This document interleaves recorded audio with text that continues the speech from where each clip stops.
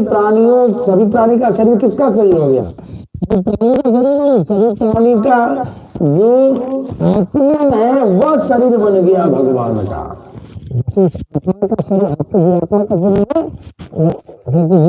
शरीर का आत्मा तो जीवात्मा का कारक तो परमात्मा है, तो वो जीवात्मा क्या हो गया?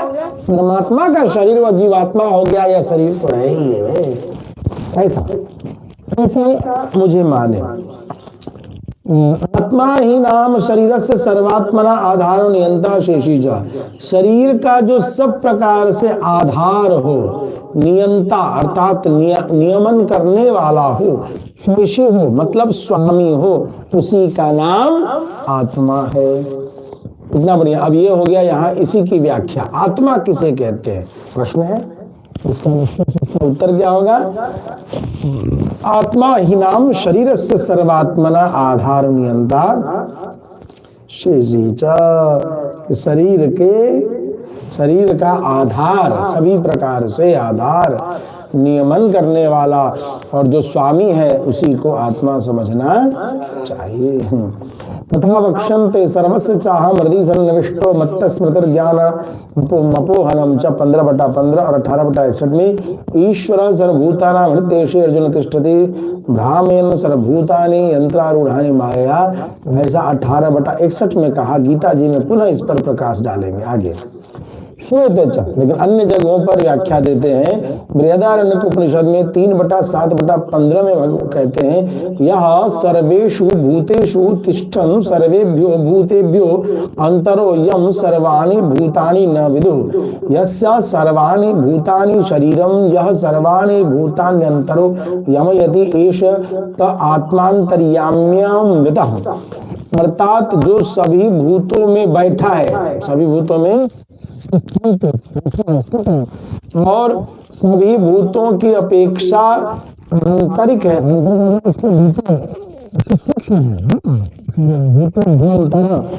हम सर्वाणि भूतानि न विदु, लेकिन उसको कोई भी जानने वाला नहीं है। वैसे सर्वाणि भूतानि शरीर, और जिसके सभी भूत सारे जीव क्या हो जाते हैं? शरीर हो जाते हैं। शरीर समझा ना, जो आत्मा है तो भीतर प्रविष्ट कर गया तो आत्मा हो गया, बाहर है तो शरीर है, शरीर हो जाते हैं। यह सर्वाणि भूतानंतरो यमयति, और सभी के भूतांतर, सभी आत्मा के अंतर में अंतर्यामी रूप होकर के रहता है जो एष स आत्मा अंतर्यामी अमृता, वह सर्वंतर्यामी अमृत तेरा आत्मा है। एष त आत्मा अंतर्यामी अमृत। वो हम लोग पढ़ते हैं ना, असतो मां सद्गमय तमसो मां ज्योतिर्गमय मृत्योर्मा अमृतम गमय। तो कम अमृतम आत्मा रूपी अमृतम अनुसंधाय। अमृतम किम विद्यते? तो अमृतम शरीरम विद्यते। तो है ना, मृत्योर्मा अमृतम गमय। आप समझ गए? ये पढ़े ना मंत्र। शतपथ ब्राह्मण में 14/5/30 में क्या आया? आत्मानि तिष्ठन् आत्मनो अंतरो यमात्मा न वेद यस्य आत्मा शरीरम यह आत्मा नमंतरो यमयति स सत अंतर्यामी अमृत। ठीक ऐसा है शतपथ ब्राह्मण में भी आया। आत्मा में रह करके आत्मा में रह करके आत्मनो अंतरो यमात्मा न वेद, बात कहते हैं कि वो भीतर रहता है मगर उसको आत्मा नहीं जाता। जिसका यह आत्मा शरीर है, आत्मा न अंतरो यमयति, जो भीतर रह करके अंतर्यामी बन करके इस जीवात्मा को भी नियंत्रित करता है।